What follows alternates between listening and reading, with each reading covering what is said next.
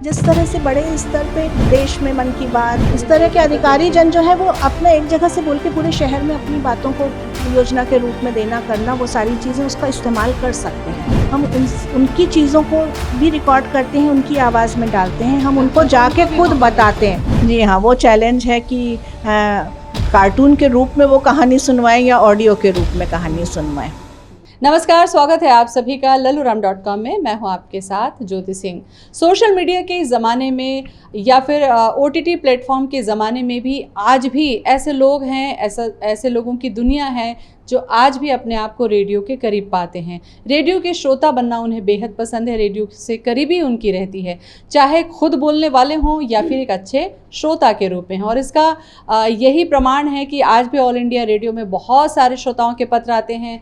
FM जितने भी radio channels हैं उनको भी लोग बहुत पसंद करते हैं। और इसी में हमने देखा कि एक नया ट्रेंड, एक नया नाम जो हमारे साथ जुड़ा वो था कम्युनिटी रेडियो।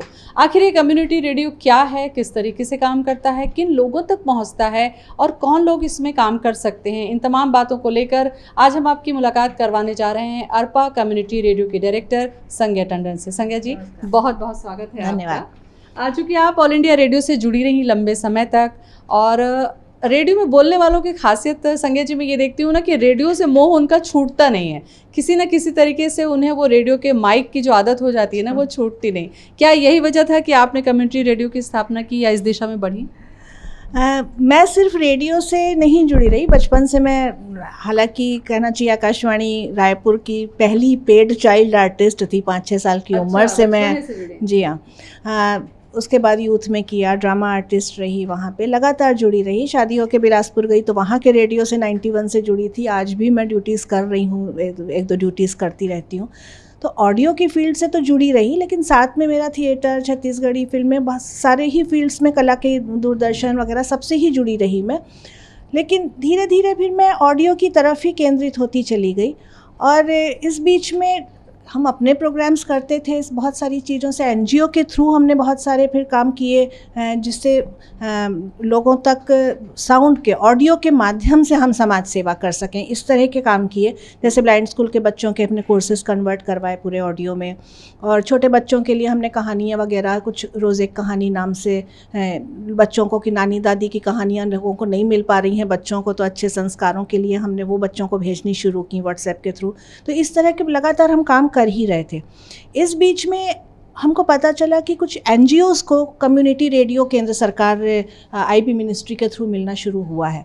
तो उसके बारे में जांच पड़ताल की, खोज की, रिसर्च की, तो पता चला कि हमारे एक सीनियर आकाशवाणी के ही सर थे, माथुर सर, उनसे हमको पता चली ये वाली बात। बाद में हमको ये जानकारी हुई कि 2004-5 का या 6 का फैसला था एक सुप्रीम कोर्ट का कि ध्वनि तरंगों पे किसी का अधिकार नहीं होता। उसके बाद ये कॉन्सेप्ट आया कि कम्युनिटी रेडियो जो बहुत छोटे ट्रांसमीटर्स, जैसे 5 किलोवाट के ट्रांसमीटर्स होते हैं प्राइवेट FMs के या आकाशवाणी के, वैसे सिर्फ 50 वाट के ट्रांसमीटर्स, यानी कि 8, 10, 12, 15 किलोमीटर की पेरीफेरी में वो ट्रांसमीटर्स काम करेंगे। तो उस कम्युनिटी में आने वाले लोगों के अवेयरनेस के लिए, उन लोगों के डेवलपमेंट के लिए केंद्र सरकार ने ये NGOs को देना शुरू किया था। लेकिन शुरू में ये सिर्फ एजुकेशनल इंस्टीट्यूट्स को दिया जाता था। तो देश के बहुत सारे एजुकेशनल यूनिवर्सिटीज़ वगैरह में इस तरह के रेडियोज़ खुले, कैंपस रेडियोज़ खुले। इसके बाद जब NGOs के शुरू हुए 2006-8 से 10 से करीब शुरू हुए हैं इस तरह के रेडियोज़ मिलना, तो बहुत कठिन प्रोसेस था, बहुत मुश्किल से होता था। मुझे पता चला, मैंने अप्लाई कर दिया कि क्योंकि मैं ऑडियो फील्ड से जुड़ी हुई हूँ तो चलो ये वाली चीज़ भी रहेगी। लेकिन वो धीरे धीरे होते काफ़ी टाइम, मुझे 2017-18 तक 5-6 साल 7 साल करीब मुझे लग गए सारी कागजी कार्रवाई होते, कि बस हम भेज देते थे। हमको कोई गाइड करने वाला नहीं था, छत्तीसगढ़ में थे ही नहीं। एक बस अंबिकापुर में उस समय न्यूटेक रेडियो था, और बाकी हमको गाइडलाइंस कहीं से कुछ मिल नहीं पा रही थी। और धीरे धीरे होते होते हुआ, इस समय छत्तीसगढ़ में 14 रेडियोज़ हो चुके हैं, जिसमें दुर्ग, राजनांदगांव और विश्रामपुर, अंबिकापुर, रायगढ़, बागबहरा, तो ऐसे करीब 14, एक और 2-3 यूनिवर्सिटीज़ के पास है, कुशाभाऊ यूनिवर्सिटी में है, रमन यूनिवर्सिटी में है। तो ये सारे इस समय 14 रेडियोज़ हैं, और देश में इस समय इनकी संख्या करीब 500 हो रही है। अच्छा। तो केंद्र सरकार का ये की थ्रू और WPC के थ्रू हमको इसकी फ्रिक्वेंसी मिलती है 90.8, 90.4 इस तरह की फ्रिक्वेंसीज़ हैं जो रेडियो पे भी, FM बैंड्स पर भी सुनाई पड़ती हैं कार वगैरह में, लेकिन थोड़ी थोड़ी दूरी के लिए ही हैं। अब चूंकि ये योजना छोटे गाँव वगैरह के लिए बनी थी, अपनी कम्युनिटी को डेवलप करने के लिए, जिस तरह के भी लोग जहाँ पे हैं, मछुआरों की बस्ती है तो उस तरह के लोग हो गए, बुनकरों की बस्ती है तो उस तरह की चीज़ों को आगे बढ़ाने के लिए, उस कम्युनिटी को डेवलप करने के लिए, अवेयर करने के हिसाब से था, और उस लोकल एरिया के लोगों को मंच देने के लिए। तो वहाँ पे हर जगह पे कलाकार हैं, हर तरह के लोग हैं, तो उस तरह के लोगों को मंच देना भी जारी रहा हर जगह पे। तो धीरे धीरे ये छोटे छोटे, मतलब आकाशवाणी बहुत बड़ा स्वरूप है, उसका बहुत छोटा स्वरूप कह सकते हैं हम, और लेकिन इसमें बहुत ज़्यादा हम वो नहीं करते हैं, मनोरंजन है ज़रूर, लेकिन हाँ वैसा नहीं है। ये अवेयरनेस रेडियो ज़्यादा कहा जा सकता है। हर तरह की हम योजनाओं की भी बात कर रहे हैं, हम आकाशवाणी की न्यूज़ वगैरह हम प्रसारित कर सकते हैं, लेकिन बहुत सारी चीज़ें हमारे अपने हाथ में, हम इसको जैसा चलाएं, बहुत ज़्यादा पाबंदी नहीं है, बस वो समझ होनी चाहिए कि क्या चीज़ है, लोगों तक सही पहुँचे, कैसे लोन मिल रहा है, कैसे जानकारी, जिस भी क्षेत्र के लोग हैं उन लोगों को वो सारी चीज़ें पता चलती हैं। मतलब इसके लिए संज्ञा जी किसी NGO से जुड़ना या कोई NGO ही ये शुरू कर सकता है, व्यक्तिगत तौर पर इसे शुरू नहीं किया जा सकता? NGO, कृषि विस्तार केंद्र या फिर एजुकेशनल सोसाइटीज़, बस ये 3 लोगों को दिए जा रहे हैं केंद्र सरकार से, और WPC से इसकी फ्रिक्वेंसी मिलती है। ठीक है। और जो कम्युनिटी का जिक्र आपने किया, आपको लगता है कि वास्तव में कुछ कम्युनिटीज़ ऐसी हैं जिनके लिए अवेयरनेस एक बहुत बड़ा माइलस्टोन साबित होता है, खास करके हमारा जो ट्राइबल्स है, बुनकर हैं, या छोटे छोटे जो उद्योग कर रहे हैं, या पहाड़ी कोरबा हैं, या जो ऐसी आदिम जनजातियां हैं, आपको लगता है कि वहाँ पर इसकी भूमिका बहुत अच्छी रही? बहुत बहुत अच्छी रही है। जैसे कोस्टल रीजन की बात हो रही है, सुनामी आने वाली है, या वहाँ पे कुछ भी प्रॉब्लम है, उन रेडियो के सहारे जो है लोकल प्रशासन जुड़ करके सारी सूचनाएं, जिस समय सारी चीज़ें बंद हो गई, उस समय सुनामी ने नागापट्टनम वगैरह में बहुत काम किया। अभी मुझे कोणार्क के बारे में जैसे एक बात पता चली कि कोणार्क में जितना लोग शहर में नहीं सुन रहे हैं, उससे ज़्यादा समुद्र में सुन रहे हैं। अच्छा। वहाँ पे 2,500 से 3,000 मोटर बोट्स और नावें जाती हैं अंदर मछली पकड़ने के लिए। कुछ मोटर बोट्स होती हैं जो 3 दिन तक अंदर हैं। तो उन्होंने जो मछलियाँ पकड़ी हैं, उनसे जो मीडिएटर बोट्स हैं वो किसी भी रेट पे मछली खरीद के ला रहे हैं, बेच रहे हैं। तो उन्होंने वहाँ पे चेन्नई और कलकत्ता के, विशाखापट्टनम के रेट्स मछली के बताने शुरू किए। अच्छा, तो उनको अंदर रेट्स, प्रोफेशन में भी फायदा हो रहा है। हाँ, उन लोगों को वो नहीं लुट रहे हैं, उन लोगों को सही दाम मिल रहे हैं, अंदर जो लोग गए हुए हैं वो लोग, और उनकी मछलियाँ भी सही उसमें आ रही हैं। तो जिस जगह की लोकेलिटी के हिसाब से लोग अपने अपने काम कर रहे हैं। हिल्स में जो प्रॉब्लम्स आ रही हैं वो उसी समय की जो भी प्रॉब्लम्स आ रही हैं, तो क्योंकि अनाउंसमेंट हुआ, सीधे सीधे पूरे शहर को सुनाई पड़ रही हैं, सारी चीज़ें लाइव हो रही हैं। तो वो न्यूज़ चैनल जैसी भी चीज़ नहीं है, लेकिन सारी जानकारियाँ अपने क्षेत्र की मिलना और उन लोगों को शामिल करते हुए, वहाँ के लोगों को, मतलब ये कहा जा रहा है वॉइसलेस लोगों की वॉइस है। बिल्कुल बिल्कुल, ये बहुत बड़ी बात है। और सबसे बड़ी बात संज्ञा जी, मैं ये जानना चाहूँगी कि ये बात उन लोगों को कैसे पता चलेगी कि आपके इस पर्टिकुलर एरिया में आपका कम्युनिटी रेडियो आ चुका है और इसको आप यहाँ पर सुन सकते हैं। इससे सिर्फ आपकी ही जानकारी, आप लोगों के लिए ही ये रेडियो है। इसका प्रचार प्रसार आपके लिए कितनी चुनौतीपूर्ण रहेगा, या फिर जो भी जुड़े हैं, क्योंकि अब देश में जैसे 500 कम्युनिटी रेडियो हैं, तो इनको किस तरीके से प्रचार प्रसार या किस पे वो सुन सकते हैं, ये जानकारी ज़रूरी है। अब प्रचार प्रसार की ज़रूरत नहीं है उनको, तो उस क्षेत्र के प्रचार प्रसार में तो वहाँ के लोगों को तो मालूम ही है ना कि अब हमारा रेडियो बिलासपुर में है, तो बिलासपुर के लोगों को पता है कि इस तरह का एक रेडियो चल रहा है।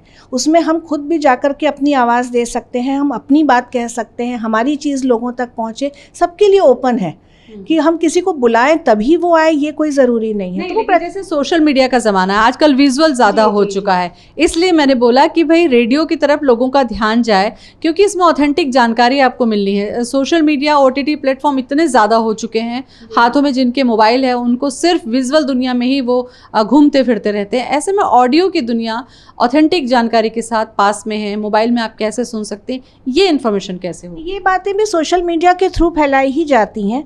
हमारे जो प्रोग्राम्स होते हैं हमारे भी वैसे ही बैनर्स बन के सोशल मीडिया में जा रहे हैं, ये प्रोग्राम इस समय आ रहा है, इस समय डीजी का इंटरव्यू है या कलेक्टर इस समय हमारी बातचीत हम प्रसारित करने वाले, ये सारे हमारे भी OTT पे जाते हैं और लोगों को पता चलती ही रहती हैं लगातार बातें, उसमें प्रचार प्रसार, और साथ में वेब और ऐप, ये भी अब बहुत सारे रेडियोज़ क्योंकि बहुत कम दूरी कवर कर पा रहे थे, इसलिए इन रेडियोज़ को अपनी दूरी बढ़ाने के लिए इन लोगों ने अपनी अपनी वेबसाइट और ऐप भी खोल लिए हैं। तो कुछ इंटरनेट रेडियो की तरह भी ये काम कर रहे हैं, लेकिन अपनी लोकल कम्युनिटी को ध्यान में रखते हुए कार्यक्रम कर रहे हैं, साथ में दूसरे कार्यक्रम भी जोड़ रहे हैं। अच्छा, हमने ये भी सुना कि अब आपकी आवाज़ आपके प्रोग्राम्स के माध्यम से देश के बाहर भी जा रही है, तो ये कैसे संभव हो रहा है? क्या ये इसमें इंटरनेट मदद कर रहा है? क्योंकि है तो ये कम्युनिटी रेडियो, लेकिन जिस तरीके से सोशल मीडिया के प्लेटफॉर्म पे आता है, तो क्या उसके माध्यम से ये बाहर भी सुना जा पाता है? वही जो मैंने कहा, ऐप और वेबसाइट के थ्रू।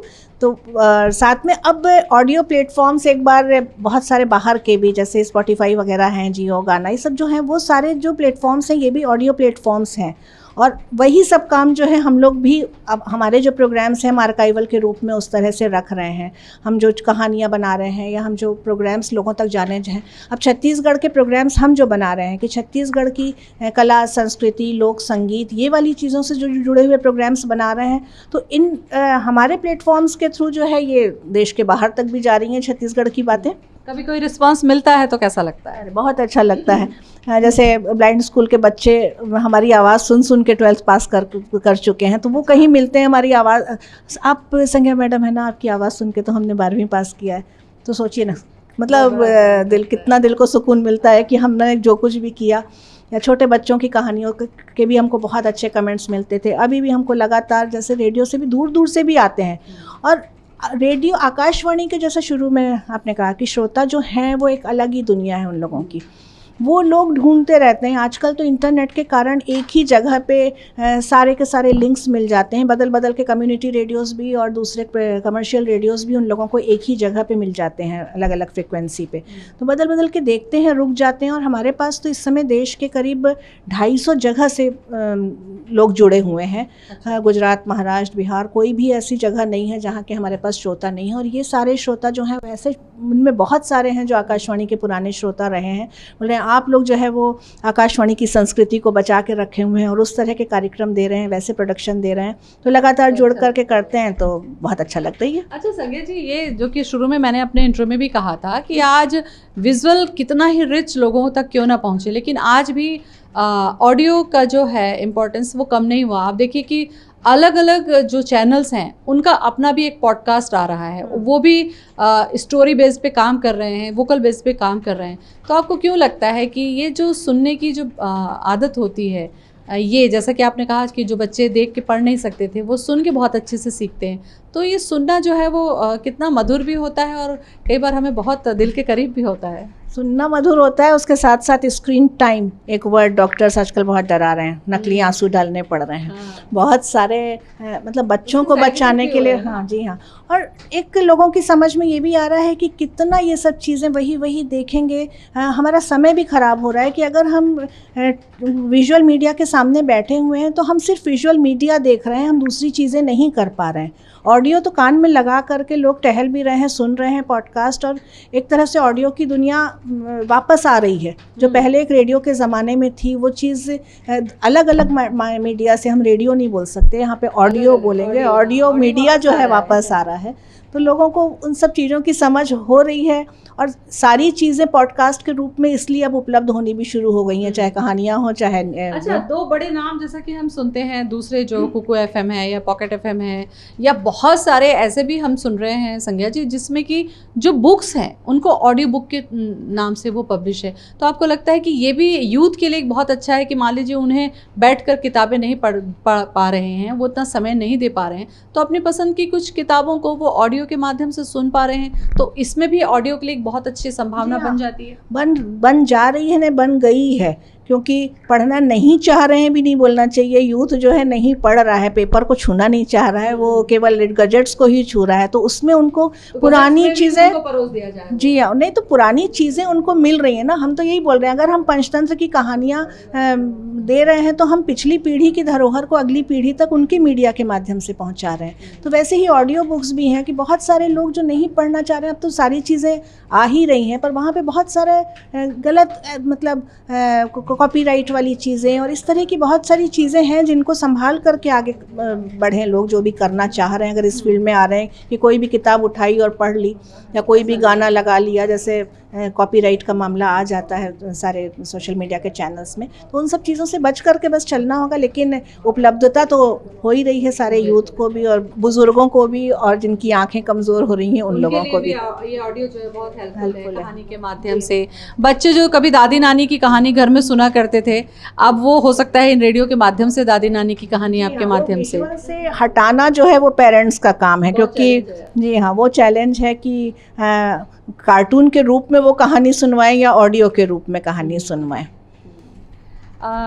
अभी आपके साथ मैं जानना चाहूँगी कि अरपा रेडियो में कौन कौन से कम्युनिटी रेडियोज़ में आप प्रोग्राम कर रहे हैं और कितने लोग का ग्रुप है आपके साथ में जो जुड़ा हुआ है, या कुछ लोग कार्यक्रम देख के आपके साथ जुड़ना चाहें तो ये कैसे माध्यम से हो पाएगा, कैसे जुड़ते हैं आप? देखिए, अरपा रेडियो जो हम कम्युनिटी रेडियो चला रहे हैं वो तो बिलासपुर और उसके आसपास के लोगों के लिए है। तो वहीं के जो बच्चे आते हैं, कुछ हमारे पास यूनिवर्सिटीज़ के वहाँ पे जो हैं उनके इंटर्न्स हैं मास कम्युनिकेशन में जो कर रहे हैं, उन लोगों को मौका मिलता है। और बाकी और लोग भी हमारे कुछ एक चीज़ और बताना चाहूँगी मैं, ये कम्युनिटी रेडियो जो है ये वन वे नहीं है। रेडियो को कहा जाता है वन वे माध्यम।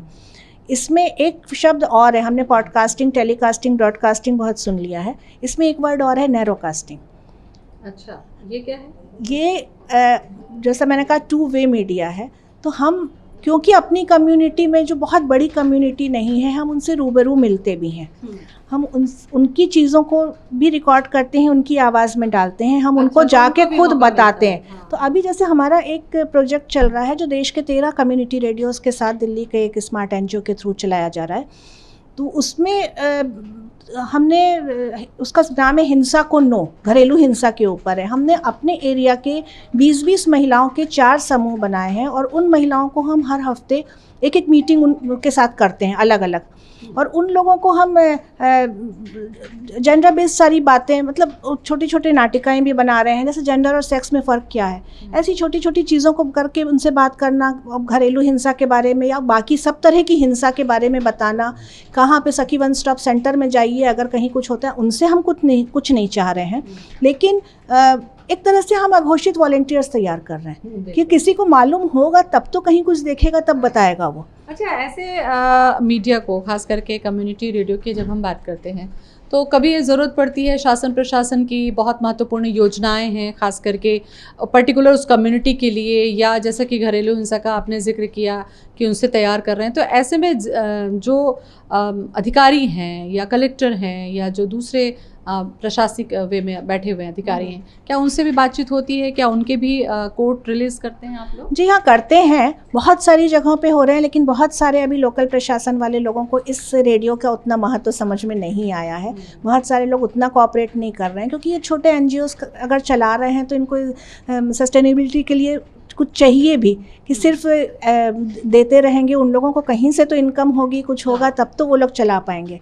लेकिन सरकारी योजनाओं की बातें, ये सब जिस तरह से बड़े स्तर पे देश में मन की बात या दूसरे बड़े प्रोग्राम से स्टेट लेवल पे चलते हैं, वैसे शहर के लेवल पे जो है कलेक्टर, कमिश्नर या इस तरह के अधिकारी जन जो है वो अपना एक जगह से बोल के पूरे शहर में अपनी बातों को योजना के रूप में देना करना, वो सारी चीज़ें उसका इस्तेमाल कर सकते हैं। स्मार्ट सिटी में इसका उपयोग हो सकता है। तो इन सारी चीज़ों के लिए लोकल प्रशासन ध्यान दे, अगर कि हमारे पास है कम्युनिटी रेडियो जो उनकी तरफ से नहीं, सेंट्रल गवर्नमेंट की तरफ से है तो योजना उन पर्टिकुलर कम्युनिटी के लिए, तो जी हाँ, तो वो हम अपनी तरफ से तो उन योजनाओं के बारे में बताते ही हैं, लेकिन वो लोग भी इसका सही ढंग से इस्तेमाल कर सकते हैं। ठीक है। और ये जैसे कि आपने कहा कि एनजीओ का काम है, ऐसे बहुत सारे, रायपुर की अगर बात करें, छत्तीसगढ़ की आप बात करें, तो बहुत सारे एनजीओ काम कर रहे हैं, और हमें लगता है कि बहुत बड़े लेवल पे जो एनजीओ हैं वो भी काम कर रहे हैं। तो आपको लगता है कि उनको भी खास करके इन कम्युनिटी रेडियो से अपने आप को जोड़ना चाहिए,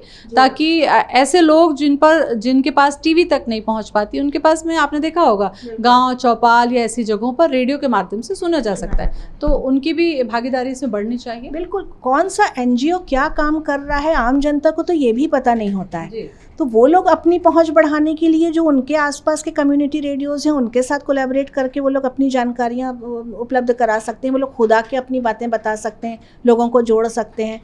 तरीके तो जोड़ने के लिए लोकल लेवल पे बहुत अच्छा माध्यम सरकार ने शुरू किया है, और उसका उपयोग करना जो है वो उस लोकेलिटी वालों के ऊपर है, जितना उसका उपयोग कर पाए। अच्छा, इसके लिए स्टूडियो वगैरह कैसा तैयार आप लोगों ने किया है, या ये सारा कुछ काम एनजीओ के माध्यम से प्रोवाइड किया जाता है, आप लोग केवल अपनी सर्विस प्रोवाइड करते हैं? नहीं, इसमें करना तो खुद ही पड़ता है। इसके लिए एक 30 मीटर की टावर, एक 50 वाट का ट्रांसमीटर, एंटीना, केबल, ये सब खर्चे तो होते हैं।